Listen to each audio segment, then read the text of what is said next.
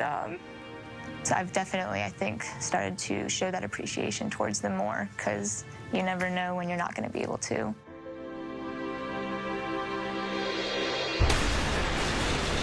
Staring into the face of an EF4 twister would be a wake-up call for anyone. Packing up to 200-mile-per-hour winds, these violent storms need only 4 seconds to wipe a well-built home off its foundation. So Annalise does what many people would do. She takes cover beside the protective shelter of the biggest buildings she can find. However, this instinctive choice might have put her in greater danger. Annalise found herself in the middle of a campus with large structures all around here. So we want to understand whether or not it's safer or more dangerous for Annalise to have been in that situation. Using a leaf blower and soda cans, engineer Mike Meacham will do a simple experiment to compare the movement of wind across a flat area versus through tall structures. So you got the 2 cans stacked up right here, and what this sort of simulates would be an open plain. There's no buildings around us. And we're going to blow the leaf blower over this distance. A standard handheld blower funnels air at about 175 miles per hour. Basically, a micro-sized EF4 tornado. Okay, I've got the leaf blower here.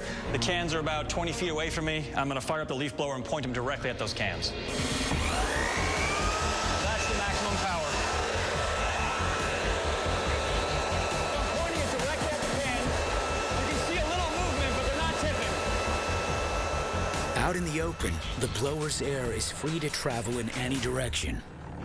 The cans feel less force because the wind was able to spread out. But once vertical barriers are added, everything changes.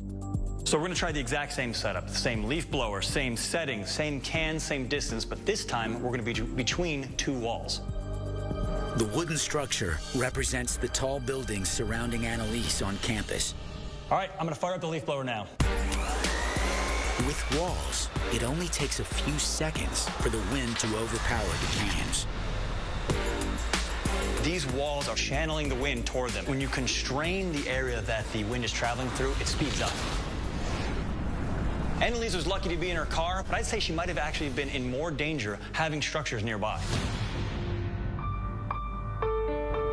Since that day, I find myself pulling up to the very spot and just kind of trying to close my eyes and feel what happened. But that kind of chaos and spontaneity, it just still terrifies me. Good afternoon, everyone. I'm meteorologist Bonnie Schneider here at the Weather Channel headquarters. We're tracking severe weather in different parts of the country. A severe thunderstorm warning in Utah right now, where we actually have wind gusts up to 70 miles per hour. So take cover if you're in that area. And a bigger picture for the northeast, parts of the mid-Atlantic, watching for the threat of severe storms. That's right. Even into Pittsburgh, we could see some very powerful storms throughout this afternoon. This stretches all the way into New York City, down through Philadelphia, and even along the Jersey Shore. It's a busy weekend, I'm sure.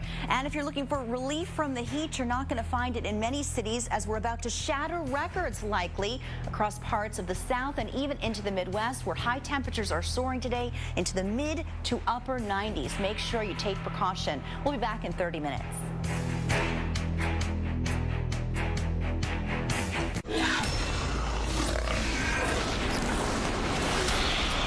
For millions of years, weather shaped our planet, carving out mountains, creating deserts, forests, and millions of mysterious and deadly creatures.